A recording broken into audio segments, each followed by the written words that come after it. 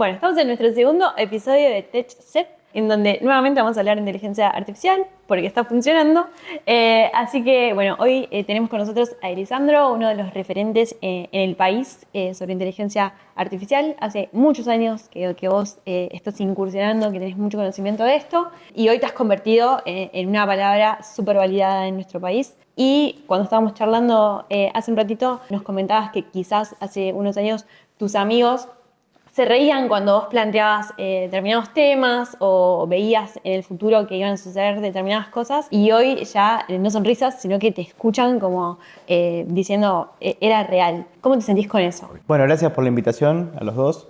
Sí, creo que hay un cambio total. Yo cuando arranqué hace muchos años vengo del palo del marketing, de la parte también de los procesos, de las normas ISO 9001, 14001.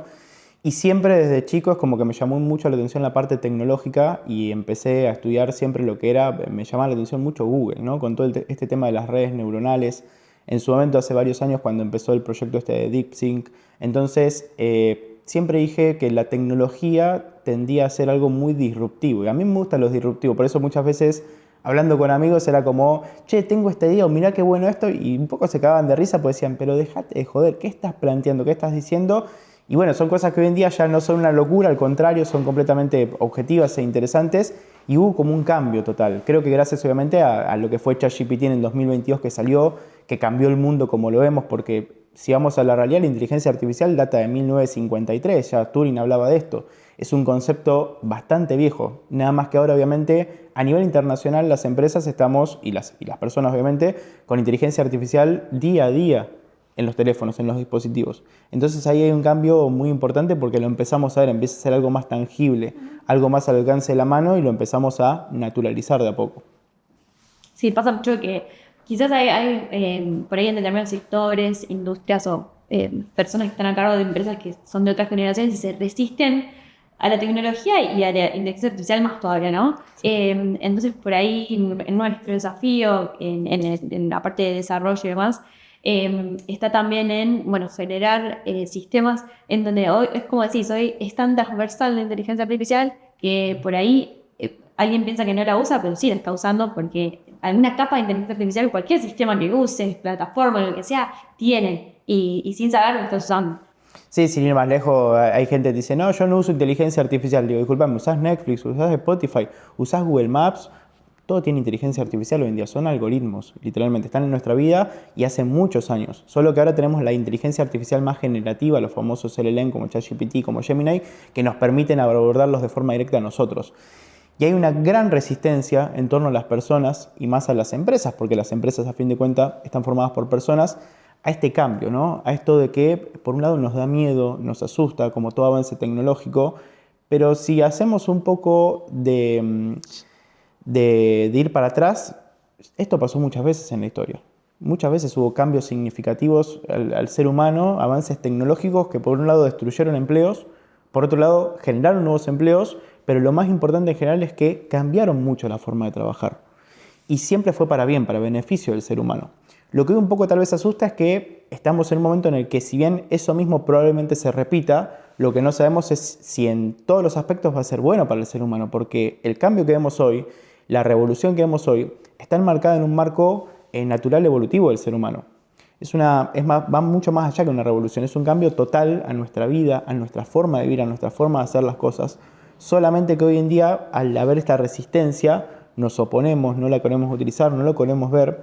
Y también pasa que hay gente que no se resiste, que lo utiliza, pero el uso que le da es muy superficial, lo cual también es un problema. Porque viene gente y te dice, estoy utilizando inteligencia artificial, no sabes lo bien que me hace, las buenas cosas que estoy haciendo. Digo, espectacular, digo, ¿qué estás haciendo? Y me dice, no, mirá, y te muestra que interactúa con ChatGPT, le pregunta y le responde cosas, lo cual es espectacular para empezar. Pero digo, también hay que romper un poco ese paradigma social que el uso de la inteligencia artificial no es usar ChatGPT o usar Gemini, sino es arrancar por ahí, pero ir mucho más allá, explorar cómo nos puede generar eficiencia en nuestra vida. Una frase que digo siempre es la primera vez que el ser humano técnicamente puede comprar tiempo. Y eso es una realidad. Si procesos míos de 4 o 5 horas diarios ahora los hago en 10 minutos, estoy comprando tiempo. Y antes mi abuela me decía, dejate de trabajar tanto, disfrutá, que con la plata no lo es todo, pasá tiempo con la familia. Hoy en día eso es una realidad. Ya no tengo que dedicarle tanto al trabajo. Si quiero puedo dedicarle más tiempo a la familia, a mi pareja o más tiempo a mis proyectos, obviamente, ¿no? Gracias a la inteligencia artificial. Bueno, Eli, ¿cómo ves vos el futuro del trabajo con la inteligencia artificial entrando tan fuerte y tan amplio en toda la sociedad? Bueno, ahí tengo diferentes puntos. Que creo que el más importante, de lo que poco se habla a nivel internacional, es que todos hablamos de la quita de trabajo, que van a desaparecer todos los empleos, estamos empezando a hablar incluso de una renta universal, pero lo más importante es identificar que a nivel internacional estamos viviendo una tasa de natalidad negativa. Incluso Argentina tiene una tasa de natalidad negativa, estamos en torno al 1.2. ¿Qué significa esto? La sociedad necesita que cada mujer tenga en promedio 2.09 hijos para mantener estable el nivel de población. Estamos en 1.12, estamos en menos de la mitad. Significa que con el pasar de los años cada vez va a ir dividiéndose a la mitad de la población que tenemos. Eso termina siendo un problema muy grande. Imagínate que hoy en Argentina tenemos problemas con las jubilaciones. ¿Qué pasaría dentro de 30 o 50 años? Cada vez habiendo menos gente para poder trabajar, menos mano laboral, significa que nadie va a poder cubrir las pensiones. Esta temática China la identificó hace mucho tiempo, incluso en el 2018, por ejemplo, quitó la parte de que ya no era obligatorio que tengas un solo hijo, ya se liberó esa parte, y además eso empezaron a entender esta realidad de la tasa de natalidad negativa, que iba a suponer un gran desafío en el futuro, dentro de 20 o 30 años, y empezaron a tomar la política de que a partir de ahora iban a enfocarse mucho en la robótica con inteligencia artificial, porque entendieron que van a necesitar manos de obra para que puedan trabajar. No van a haber tantos humanos jóvenes con posibilidad y para eso van a estar los robots para cubrirnos justamente y poder pagar nuestras pensiones. Esa es una realidad latente que está ocurriendo en el mundo a nivel internacional, que China y otros países lo están viendo y que creo que es muy interesante analizarlo de ese lado, ¿no? De cómo en verdad la robótica con inteligencia artificial, y sumo un dato importante que mucho tampoco se habla, pero es el salto cuantitativo que va a haber y cualitativo que hoy en día no lo vemos en los robots, que hay muchos videos de robots que no pueden tal vez abrir un lavavajillas. Ahora hace poco se logró, pero siempre fue como son medios torpes en ciertas acciones rutinarias, pero eso va a cambiar con todo lo que es la parte cuántica. En teoría Microsoft en el 2030 va a sacar la primera computadora cuántica hogareña. Si las computadoras cuánticas llegan a los hogares y llegan a los robots, la diferencia que vamos a ver va a ser sustancial. Entonces verdaderamente vamos a tener mano de obra, se podría decir que calificada para esos puestos de trabajo. También hay una parte ahí linda que hay muchos puestos de trabajo que hoy en día son insanos para los seres humanos. Son peligrosos para los seres humanos. Entonces en esa parte creo que es muy interesante aplicar robótica. Ahora, sacando ese punto de lado, sí hay una realidad que a nivel internacional, como pasó siempre en la historia, cada vez que hay avance tecnológico, hay puestos que desaparecen, hay puestos que aparecen, que se generan, que son nuevos. Así como hoy en día tenés los que fabrican autos y tenés los mecánicos, los talleres mecánicos en muchos lados, probablemente va a ser una realidad que tengamos que tener talleres para robots, porque hoy en día ya hay fabricantes de robots, pero no hay talleres de robots. O sea, están haciendo ahí un nuevo puesto. Pero lo más importante que va a haber, el cambio sustancial, es el cambio en el trabajo, el cambio de cómo hacemos las cosas. Y el ejemplo más sencillo que hay es los diseñadores gráficos. Si sos un diseñador gráfico y querés competir con uno que utiliza inteligencia artificial, que estudió lo mismo que vos, los mismos años y tiene la misma edad, no vas a poder competir. Te vas a quedar afuera, no vas a tener trabajo. ¿Por qué? Porque esta persona va a ser 10 veces más efectiva, va a tener 10 veces los costos más abajo y su resultado va a ser 10 veces superior. Entonces esta persona va a hacer lo que vos hiciste un diseño, va a ser por lo menos 10 si no hizo más.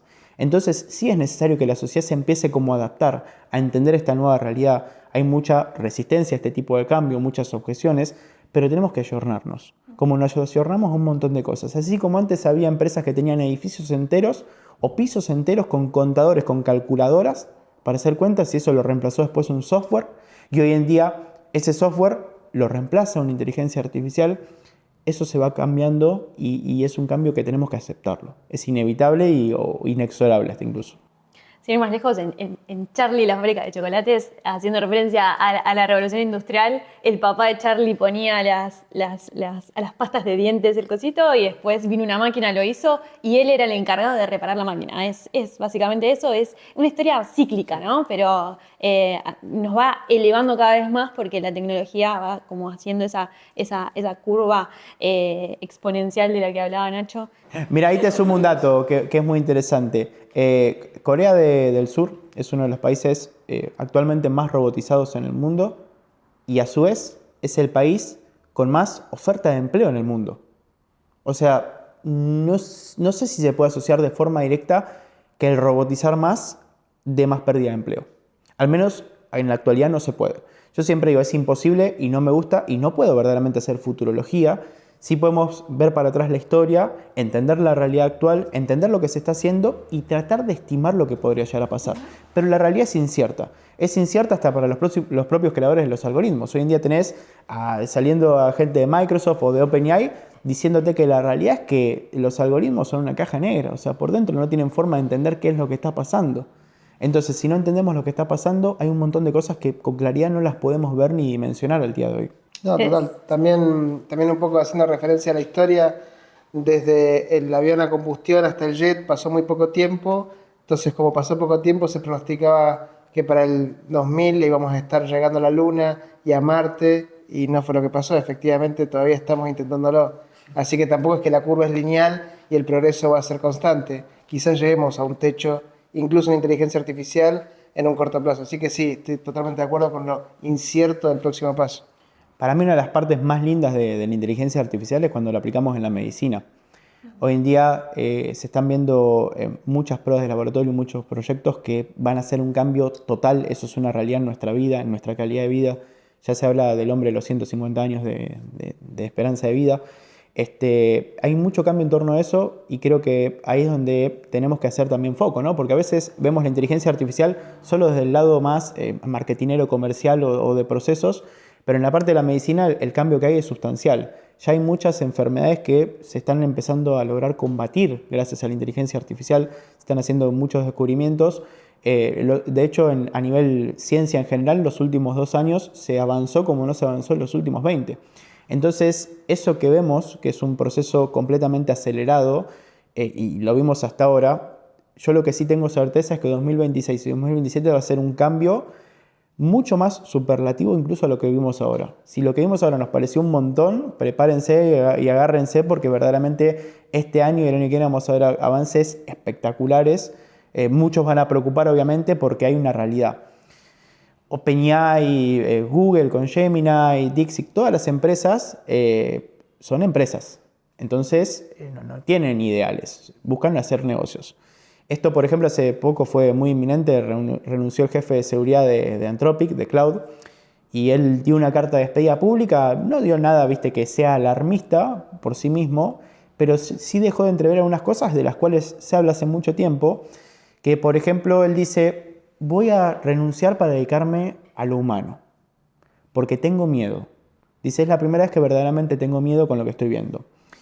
Y dice, el miedo más grande que tengo es que, no solo nombrando a Cloud, no lo nombró en general, sino a toda la industria, que si bien intentan hacer lo que se conoce como alineación con el ser humano, que incluso es uno de los campos hoy en día menos estudiado, que es como vos hacés que la inteligencia artificial esté alineada con nuestros conceptos, con nuestra vida, y todo, para que después nos proteja, ¿viste? Sea más como que nos vea como que es nuestro padre y no sea un peligro latente. Porque también hay que analizar ahí algo básico. Si esto avanza, se convierte en una superinteligencia artificial, el día de mañana nos puede ver como una amenaza, porque aparte objetivamente somos un desastre para el planeta, o sea, nos tiene que exterminar. Entonces ahí es donde surge un problema que tenemos que tratar de alinearla con el ser humano para que después no sea una amenaza. Porque lo que se dice es que incluso, haciendo una comparativa, así como nosotros tenemos cucarachas, y la cucaracha en sí capaz que no nos hace nada, pero no nos gusta verla, nos molesta, y no es que la matamos normalmente pisándola. A veces sí, pero lo más tradicional es comprar un veneno, ponerlo en un lugar, y la cucaracha ese veneno lo va a comer pensando que es comida. Y nunca se enteró que se murió, aparece muerta. Entonces, lo mismo podría pasar con el ser humano. La inteligencia artificial no es que nos va a matar de forma directa. Puede tranquilamente generar un virus, lanzarlo y nos morimos y no nos dimos ni cuenta.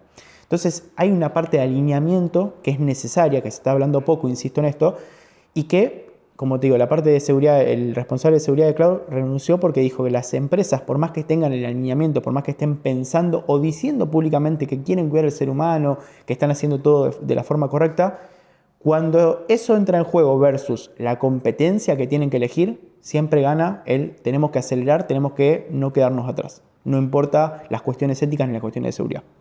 Entonces eso es una realidad latente. Ahí, cuando la gente dice, che, ¿puede pasar Skynet de Terminator? Y bueno, es una realidad. No estamos diciendo que va a pasar ni nada, pero falta mucha más conciencia porque las empresas solo lo que están buscando es ser la primera, ser la mejor y destacar en el mercado porque hay muchos inversores, mucha plata de por medio. Las empresas de inteligencia artificial no son rentables. Se cree que hay una burbuja de por medio, que en una parte la hay, pero no en sí en todo el sistema de inteligencia artificial. Entonces estamos en un momento clave para la humanidad, te diría. Eli, tengo una consulta. Estamos planteando un futuro en donde la gente va a tener más tiempo, o potencialmente tendría más tiempo porque podría, como decís vos, el tiempo se compra ahora a través de herramientas de inteligencia artificial porque te llevan menos tiempo las tareas que habitualmente te llevaban. Y al mismo tiempo hablamos de la natalidad descendiendo, que un poco esa natalidad descendiendo es porque la gente no tiene tiempo, porque está todo el día trabajando, ¿no? ¿No te parece que esto puede ser que haya un rebote en natalidad cuando volvamos a tener tiempo, pero lleguemos a ese rebote en natalidad con muchos puestos ocupados por máquinas, robots, androides, humanoides y sus distintos formatos, y entremos como en un ciclo loco? Hablando de futuro, yo sé que no te gusta hablar de futuro. Y eso sumado a pero- otra cosa, que la aplicación de la IA a la medicina que hablaba y la posibilidad de una persona viviendo 150 Muy años, longeva. en donde decís, va a existir una etapa de la vida que no conocemos, entonces vamos quizás a tener esa suba de natalidad. Por otro lado, gente mucho más longeva, decís, va a haber una superpoblación. Claro. Mira, ahí creo que hay 3 puntos muy interesantes. Primero, que China va a ser el primer país, y esto es casi un hecho, por eso sí lo puedo decir, robot nativo, donde van a convivir verdaderamente humanos con máquinas de forma natural.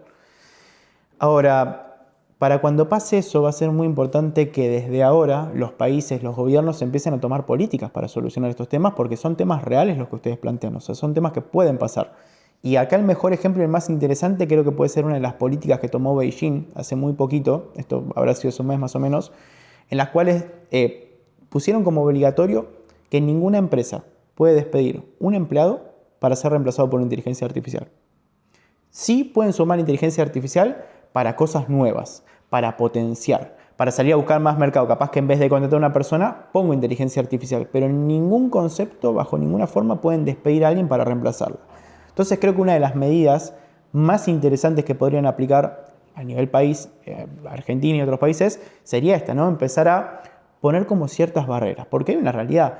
Las empresas, cuando vean que obviamente hay muchas cosas que las pueden hacer con inteligencia artificial y que te cuesta, no sé, un sistema, lo mismo que te cuesta, pagas un salario en vez de pagar 10 salarios, van a querer hacerlo. Entonces obviamente hay que proteger los empleos. Eso es una necesidad. Ahora, una sobrepoblación no creo que sea un problema, pero te digo por qué.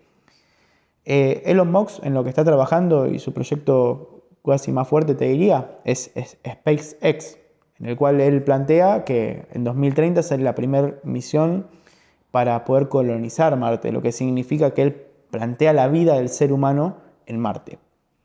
Incluso, no me voy a meter en este tema, pero muchos plantean como que en la antigüedad el humano ya de por sí vivía en Marte, porque hay como, viste, se han detectado como ciertos indicios de vida. Pero si eso se vuelve una realidad, que se colonice Marte, que empiecen a buscar la forma de hacerlo real para el ser humano, que den las condiciones para vivir, obviamente mucha gente se supone que va a ir a vivir a Marte. Entonces creo que no vamos a tener ese problema si el ser humano deja de ser un ser viviente en el planeta Tierra y empieza a ser multiplaneta. Por ende, creo que hay una realidad. Esto dicen todos, no sé si es verdad porque no salió a afirmarlo ninguno de los dos actores que intervinieron, pero en su momento el fundador de DeepMind, que ahora no me sale el nombre, se encontró en un café, en teoría, o en un bar con Elon Musk, y empezaron a charlar de los proyectos que ellos tenían, y cada uno era como que quería mostrar y decir que tenía la empresa más importante del mundo, porque estaban trabajando en lo más importante. Y entonces el de DeepMind le dice, yo tengo la empresa más importante porque estoy creando la inteligencia artificial, que va a ser lo que el día de mañana va a trabajar, y viene con un concepto que hablan muchos, que es como que es el próximo paso de la evolución. O sea, el próximo en venir ya no va a ser el planeta habitado por humanos, sino por máquinas. Entonces Elon Musk le dice, no, yo estoy trabajando en la empresa más importante porque voy a llevar el hombre a otros planetas para que pueda habitarla y pueda escapar de, por ejemplo, tus máquinas y no sea un problema. Y el DeepMind le responde, mis máquinas te van a seguir. Y ahí es como que dicen que Elon Musk como que medio le quemó la cabeza, se enojó y se empezó a preocupar y empezó a tomarse más en serio esto de que si la inteligencia artificial avanza y se vuelve un problema para el ser humano, sería como necesario incluso que podamos habitar otro planeta o tomar medidas. Porque la realidad es que ninguna empresa, insisto en esto, está tomando las políticas que debería tomar para cuidarnos y que estemos verdaderamente alineados y que no sea un problema hay una cuestión de aceleracionismo total en torno a destacarse. Vemos semana a semana cómo las empresas salen con un anuncio diciendo que pasaron un nuevo benchmark del mercado, que son estas formas en las que tienen de medir que si un algoritmo es más potente que otro o no para diferentes cuestiones de la vida o de tareas. Y la realidad es que si te pones a evaluar, la mayoría de lo que salen a decir eso, muchas veces no es que el algoritmo verdaderamente mejoró, sino que lo entrenaron para que pueda pasar ese benchmark. Entonces también hay medio una mentira por detrás, porque si no salen a hacer eso, tienen muchos accionistas con mucha presión por detrás que tienen que salir a mostrarles resultados. Y la realidad es que en muchos campos significativamente no se han visto resultados en los últimos meses. En otros sí es exponencial lo que se ha avanzado. Entonces estamos entre una realidad media complicada donde los países y los gobiernos van a tener que empezar a tomar medidas, las empresas tienen que empezar a tomar también políticas para cuidarnos y bueno, y nosotros tenemos que empezar a adaptarnos a estos cambios con la inteligencia artificial. Bueno, lo que decías de Beijing, entiendo perfectamente el punto al que vas con proteger al empleado, pero la realidad es que la desproteges mucho a la empresa porque el competidor nuevo, chico, no contrata directamente y ya por inteligencia artificial, entonces en un plazo mediano podría llegar a ser competencia. No, es que ahí ellos no plantean como un problema que vos estés arrancando y que pongas inteligencia artificial. Claro. Plantean si vos ya tenés 10 empleados y decís, che, voy a despedir 3 para poner inteligencia artificial. Que igual esa realidad es como que muchos los países, lo vemos nosotros en Argentina, eso es una realidad, pero en países asiáticos eso no pasa mucho, no es muy normal. O sea, las empresas no tienen los problemas que tenemos nosotros, que de costos, de estructura, de impuestos, que es más, un tema que yo planteo hace bastante tiempo en los medios de comunicación, es qué importante que sería que en Argentina se tome una política con respecto a las pymes. Hoy en día, entre pymes y pequeños negocios tenemos una tasa de fracaso en torno al 95%. Eso es letal. Porque tengamos en cuenta que el PBI de Argentina está sostenido en gran parte por las pymes.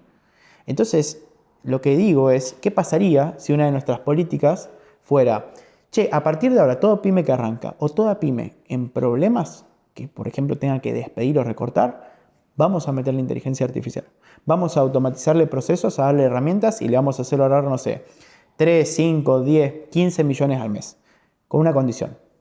Te firmo un contrato. Por 2 años yo te pongo todos estos sistemas, te agilizo, pero durante 2 años ese dinero que vos ibas a pagar en personal, o al menos una parte de ese dinero, tenés que invertirla en publicidad o en producto. Son las 2 variables que probablemente hagan que vos puedas crecer, que puedas expandirte, que puedas sostener la empresa. Si eso ocurre con el pasar de esos 2 años, la lógica me diría que si vos creciste y te fue bien, sos una fuente de generación de empleo genuino. Entonces, no solo generás más empleo, sino que creciste como empresa, no moriste, y a su vez mejoraste el PBI argentino, o sea, tenés un resultado a nivel nacional. Entonces, para mí sería muy importante tener gente que esté tomando estas decisiones, que esté viendo la realidad, ese punto importante de la inteligencia artificial, donde puede hacer un cambio total en la sociedad, en nuestra vida, en nuestras empresas. Pero hoy en día faltan que esas decisiones se tomen a nivel a veces político, a nivel gobierno o incluso a nivel corporativo. A veces faltan que las empresas salgan a querer hacer un poco ciertas de estas cosas. Bien, ¿y qué nos preguntarías vos a nosotros, que somos quizás los que estamos en el día a día buscando problemas, tratando de crear soluciones que implementen IA? Yo lo que les preguntaría es, ¿de qué forma creen ustedes que podemos acercar la inteligencia artificial a las empresas para que lo vean más tangible? Que deje de ser como un miedo, que vean la posibilidad, que vean la herramienta y que se animen a dar ese paso que hoy en día a un montón de empresas les está costando, como salir de lo tradicional. A veces también, viste, el día a día no te permite sentarte a pensar, decir, che, esto es bueno, no es malo.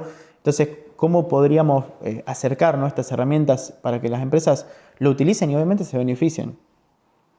Sí, nosotros creo que en lo particular, un poco lo que acabas de decir es el origen del germen para poder meter la IA de la AI, que es volver a recuperar ese tiempo de ocio para poder tener un poco más de margen de creatividad, que es un poco reforzando lo que decías antes de comprar tiempo.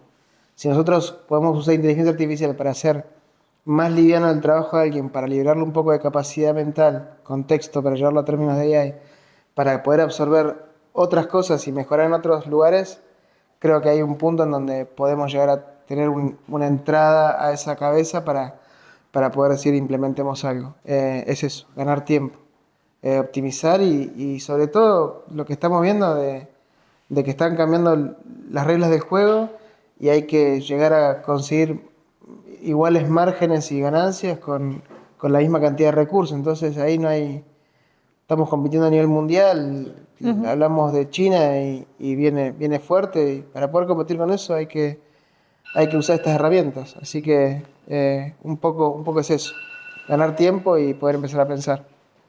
Me parece espectacular, creo totalmente es por ahí. Y también cuando hay muchas empresas que dicen, bueno, sí vamos a dar el paso, pero ahí lo que sumo es a conciencia. ¿En qué sentido? De verdaderamente ver cómo lo implementamos de forma efectiva, no simplemente poner inteligencia artificial por ponerla. Y te pongo un detalle muy chiquito para bajar esto a un ejemplo muy concreto.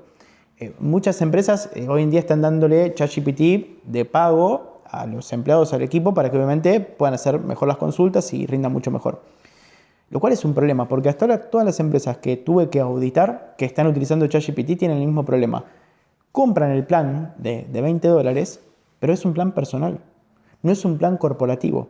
ChatGPT tiene un plan que es corporativo. ¿Cuál es la diferencia? Y es lo más importante, que el plan personal, toda tu información se utiliza para reentrenamiento. O sea, todo lo que vos digas que es información sensible o privada de la empresa que no la tiene que saber nadie, se lo estás dando a ChatGPT y puede salir en un momento en otra conversación. En cambio, en el plan business, que vale solo $6 más, la información no se utiliza para reentrenamiento. Entonces, así como hay ese pequeño detalle, hay un montón de otras variables que a veces las empresas simplemente dicen, no pongamos ChatGPT, pero no las tienen en cuenta. Entonces, también muy a conciencia de esa parte. Y última pregunta que le hago yo a todos en general, que un poco creo que lo venía hablando contigo. ¿Qué tan útil va a ser que las prontas generaciones aprendan cosas que ya no van a ser necesarias de saber para la vida humana? Que hay un ente omnipresente que ya se va a estar ocupando. Y la curiosidad es intrínseca al humano, así que querer saber cómo funcionan las cosas, las vamos a querer saber. Inventamos dioses para poder saber cómo funcionan las cosas, encontrarle un sentido. Así que no creo que dejemos de querer saber cómo funcionan las cosas. Quizás estemos a otro nivel de abstracción, donde podamos entender cosas mucho más elevadas en complejidad usando estas herramientas, pero el saber de lo duro no creo que vaya a desaparecer, porque somos humanos y nos gusta saber. No a todos, pero a los humanos que son curiosos quieren saber cómo funcionan las cosas. A mí la pregunta por ahí me toca más en lo personal, porque tengo una hija chiquita a la que el colegio no es algo que a ella le interese, todo lo que son conceptos duros no le interesa, y yo creo que en otro momento cualquier padre se hubiese alertado de decir, bueno, ¿y qué va a hacer esta nena de su vida? Y la verdad que a mí es algo que no me preocupa. A mí lo que me interesa es que tenga lógica, sentido común, criterio para entender las cosas y después apalancarse de todas estas herramientas. A ella le encanta la inteligencia artificial, tiene un montón de aplicaciones, la usa para un montón de cosas, tiene 9 años, pero no le gusta sumar, restar, sentarse, leer, escribir, nada de eso. Y creo que va a ir más para el lado de los intereses y esta libertad que van a tener los niños de poder crear un camino distinto al que nosotros imaginamos.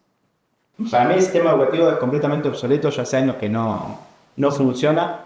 La realidad es que el colegio sí tiene la parte más linda o la parte más necesaria, que es la interacción entre los seres humanos, no la parte social, cómo nos forma como persona. Pero la parte educativa, en verdad, ya no sirve, es necesario obviamente una adaptación, más hoy en día con todo lo que es inteligencia artificial y tecnologías. Nos encontramos en un momento que tenemos a chicos que utilizan ChatGPT o herramientas para resolver preguntas, para resolver trabajos prácticos.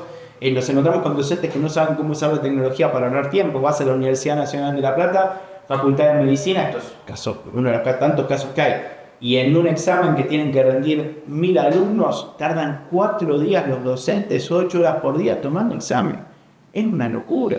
Y después tienen que corregirlos. Vamos a empezar a automatizar ciertas cosas, porque es un garrón para el docente, la pasa mal en muchos casos. Entonces, tiene que haber un cambio total. En cuanto a los conceptos, es una pregunta muy abierta y creo que ahí tenemos que verlo, porque la realidad es que se están creando hoy en día dispositivos que ni siquiera son el famoso Neuralink de Elon Musk que se implanta dentro de la cabeza. Hay dispositivos externos que ya están haciendo pruebas y nos tiran información automáticamente. Entonces, en el futuro, capaz que no tenga ni que leer un libro porque va a ir una máquina, probablemente un sistema que me va a dar la información que yo necesite en el momento. Eso es una realidad que puede pasar. Ahora, es preocupante y bueno, hay que empezar a estudiar ahora cómo es la parte cognitiva, ¿no? Cómo se nos daña. Porque también en MIT salió hace un tiempo con un estudio que dice que el uso de los LLMs como ChatGPT nos daña la parte cognitiva de manera negativa, nos afecta. Ahora yo en particular pienso, voy a lo contrario que piensan ellos. Para mí están equivocados, parten de una hipótesis que no es válida. ¿Y por qué? Porque siento que en realidad es una polarización, ¿sí? No podemos tomarlo como un estándar general. Al usar una herramienta como ChatGPT, tenés dos tipos de personas, para hacer una generalización.